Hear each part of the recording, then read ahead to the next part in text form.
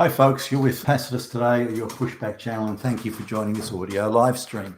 In this essay, I'd like to talk about how the globalist leftist social engineers, often in the education establishments, but elsewhere as well, how they go about inventing and manufacturing heroes amongst the minority, the underperforming minority groups in the white West. So now, the concepts behind it are, if the minorities have successful heroes from their own racial group who are successful in the white society, then the people in the diaspora, that particular racial group, will look up and say, "Wow, well, that guy's been done really well, and I want to be like him." So now, they don't just want people like sports stars or musicians or flunky politicians. They want people to have prestigious jobs like specialist surgeons, heart surgeons, brain surgeons. They want heroes in that sense, lawyers and engineers and scientists. So that's where they want the heroes to be. And it's I suppose already an indictment. They accept the social engineers. They accept, well, whereas 2 in every 100 white males achieve that sort of standard of being a great rocket scientist or something.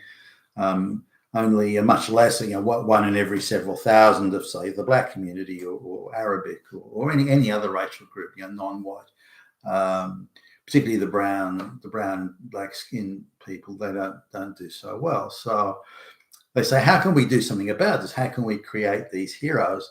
Because if the kids in that diaspora have someone of their diaspora to emulate and copy, then this will have a positive effect. Now, I see the thinking behind it, by the way. I don't necessarily agree it works, but you can sort of see the thinking that goes into it. Now, I've had conversations with some of these social engineers, and their argument is that, well, if even one black kid gets a benefit from it, then that's fine. So we can create collateral damage. We can level the landscape. Not a tree left standing, but if just one brown kid gets stimulated by this and goes on to do something meritoriously in their own right, then that's worth any and other amount of carnage and destruction. Now, of course, that's an absurd point of view and very much a single-minded sort of ideological fanatical bureaucrat. It's how they think about these things. But I just wanted to sort of talk through it just so people kind of can understand. Now, here's one example. This is an Arabic guy. So his family comes from a rural Arabic village, very much into the religion of the area, and very tribal, very village, very third world. So they end up somehow coming to a first world country, Australia in this case. So now the teachers of the schools are all part of the entire education establishment is really been 100% hijacked by the social engineering crowd and the ideological fanatics. They're there to spot whether somebody might be gay or trans. This spot whether there's a potential lesbian, and they've got these very well-resourced departments that'll suddenly appear to look after these people. It's quite shocking, really, and they're encouraging people to say, "Well, aren't you really lesbian? Don't you think you're trans?" And it becomes self-fulfilling, a bit like social workers creating all the social problems that they themselves have to deal with. And the more social workers there are, the more problems they discover that need their attention. You could almost, it's almost Malthusian, and it's in how the more social workers there are, the more social problems there are to fix. But in this instance, so they've got a brown kid is the average mark the brown kid's getting is between 25 and 30% in the exams. This kid's getting between 50 and 55%. He's standing out. He's amongst those brown Arabic kids. He's doing actually not so bad. Not as good as the white kids, not enough to get him through into university, not enough to get into something prestigious like rocket science, but it doesn't matter. He's doing better than the rest. So he's singled out. They say, okay, we can make a hero out of him because he's doing a little bit better. He's kind of hovering around the average, but why don't we just give him a boost? We'll artificially give him another 30 or 40% on his marks, on his grades.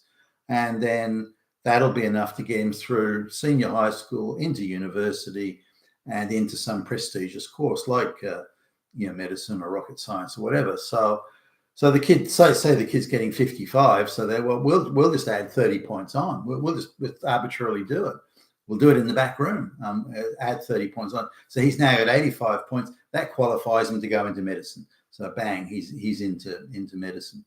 And now the kid can't cope with the rigor of the medicine. He's not going to do it. So they have to affirmative action him through the entire course to make sure he gets out to the other end. Now they want him to practice medicine, and they want him to have be the successful doctor with the BMW and the successful surgeon with the hot wife and the huge rock of a diamond ring and all that sort of stuff. They want that, and because he's now going to be the standard bearer, the torch bearer. So all the other brown kids go, look, I want to be a famous surgeon or rocket scientist like him, so I'm going to try harder or this or that. Now, again, I do see the sort of the mentality that goes into it, but this kid wasn't anywhere near that good, and he knows he's not. He knows the white kids around him,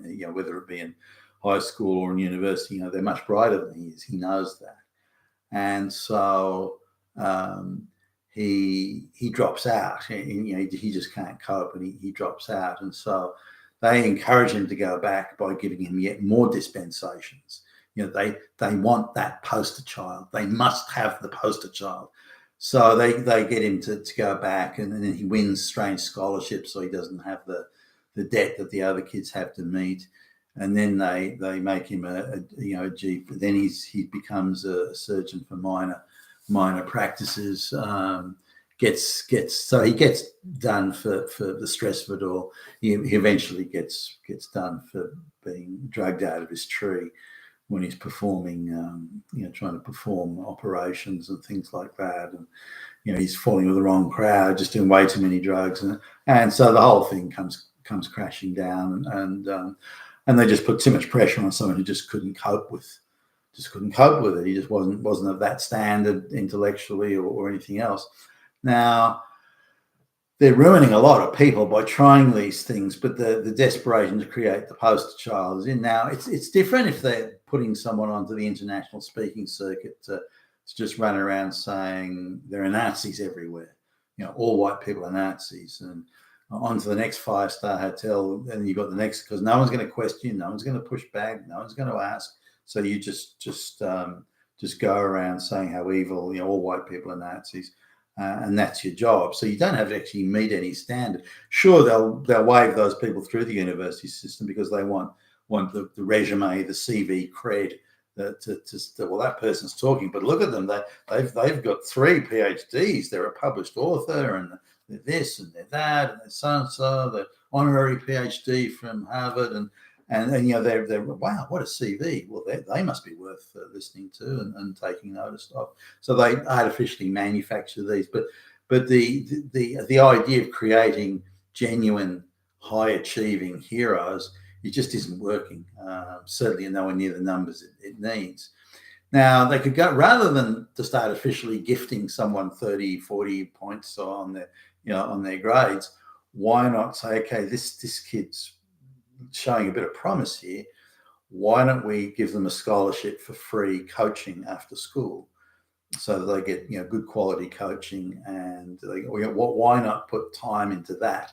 Now, if the kid says, "Well, I'm not interested in the coaching. I want to go and hang out with the chicks or something, or hang out with my buddies," then fine, you find someone else.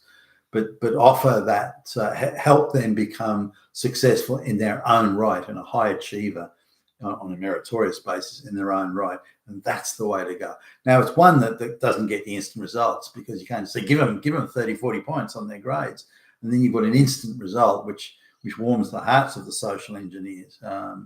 We showed those white Nazis. He's now shoulder to shoulder with those white Nazis, but no, he isn't. He's not that. And so this artificial thing, and which is affirmative action all over, this artificial thing doesn't work for anybody. At the end, it ultimately achieves nothing and comes at a great cost to the whole of society. And so that's what they're doing. And this Arabic kid was one. I think he's been ruined. I think he'll never recover from that ordeal he's been through in the prison time and all that sort of thing. Which and he probably would have been good enough to get a suburban accountant or something like that. But they want a big success. They want someone who is a big success, prestige, money, the whole thing, and they want to hold that up as the dazzling sort of starstruck card for the rest of it. But no, it ends up working so rarely. It's not worth it. But it also corrupts the entire system. It eradicates merit and suggests or implies to brown and black kids that really it's more like a Hollywood starlet routine, where you suddenly one day is going to be discovered, and you'll go from sweeping the floor into being a Hollywood superstar just because of that momentary discovery. That's the imagery that they end up passing on, rather than the idea of work hard, concentrate, focus, study hard, read a lot, and all that sort of thing. And this is something that they're not imparting. They're looking for the quick add water type fix, and they're not really doing the heavy lifting that needs to be done. If they'd started this heavy lifting decades ago, in helping the brighter black and brown kids go places, then we'd see a very different scenario today. But constantly they go for the same thing, the quick instant fix, and it's ending up, I think, creating far more damage than any benefit it may have delivered. You've been Tassos today, your pushback channel. Thank you for listening.